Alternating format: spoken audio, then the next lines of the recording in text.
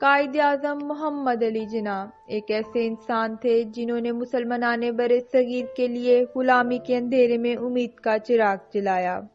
اپنی انتھک کوشش سے دنیا کے نقشے پر اسلامی نظریے پر قائم ہونے والی پہلی اسلامی مملکت کی بنیاد رکھی۔ قائد اعظم کے کردار کی بلند خصوصیات کو دیکھتے ہوئے بہت سے لیڈروں اور دانشوروں نے قائد اعظم کے بارے میں لکھا۔ ان میں سب سے پہلے ایک بین الاقوامی دانشور پروفیسر اسٹینلی والپٹ اپنی کتاب جناح آف پاکستان میں محمد علی جناح کے بارے میں لکھتے ہیں کہ بہت کم لوگ ایسے ہوتے ہیں جو تاریخ کا در بدل دیتے ہیں، اور ایسے لوگ تو اور بھی کم ہوتے ہیں جو دنیا کا نقشہ بدل دیتے ہیں، اور ایسا کوئی ہوتا ہے جو ایک نئی مملکت قائم کر دے۔ محمد علی جناح ایک ایسی شخصیت ہیں جنہوں نے بیک وقت تینوں کارنامے انجام دیے۔ قائد اعظم کی زندگی بطور سیاستدان، وکیل اور ان کے دیگر امور کو سامنے لانے کے لیے UET کے شعبہ انسٹی ٹیوٹ of environmental engineering and research اور فائدہ فاؤنڈیشن کے اشتراک سے لائف آف جناح کے نام سے ایک سیمینار کا انعقاد کیا گیا، جس کے مہمان خصوصی اور اسپیکر پاک فضائیہ کے سابق آفیسر ایئر کوموڈور خالد چشتی صاحب تھے۔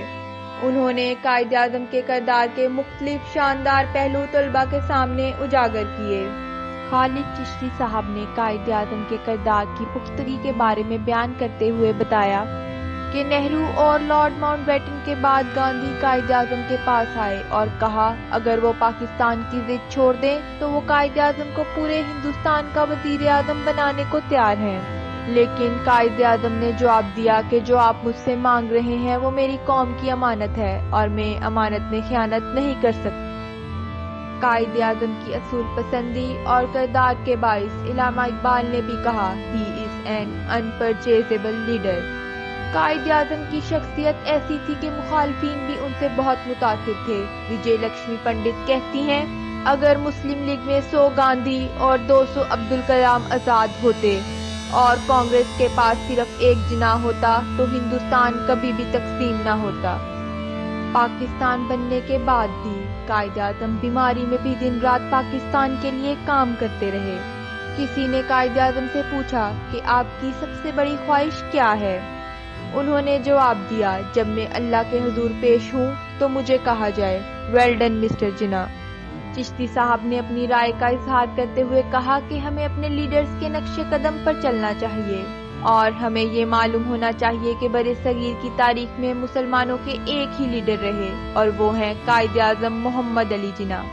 ترکی کے دارالحکومت انقرہ میں ایک شاہراہ ہے جس کو محمد علی جناح کے نام سے منسوب کیا گیا ہے، تو ہمیں بھی یہ سوچنا چاہیے کہ ہم اس شخصیت کی محنت کا قرض ادا کریں۔ 1947 میں جب پاکستان بننے جا رہا تھا تو قائد اعظم نے کچھ مسلمان جو کہ پاکستان بننے کے مخالف تھے ان کے بارے میں فرمایا کہ وہ مسلمان جو کہ آج پاکستان بننے کے مخالف ہیں وہ اپنی بقیہ زندگی ہندوستان کو اپنی لائلٹی کو ثابت کرنے میں گزار دیں گے۔ یہ تھا ان کا ویژن جو کہ آج ہندوستان میں 2019 کے سٹیزن شپ امینڈمنٹ ایکٹ کے بل کے پاس ہونے پر ثابت ہو رہا ہے۔ طلباء نے اس سیمینار سے سیکھا کہ قائدانہ خوبیوں کے ساتھ اپنی زندگی کو کس طرح آگے بڑھانا ہے۔ آخر میں پروفیسر ڈاکٹر سجاد حیدر صاحب نے تمام شرکاء کا شکریہ ادا کیا اور خالد چشتی صاحب کو اعزازی شیلڈ پیش کی۔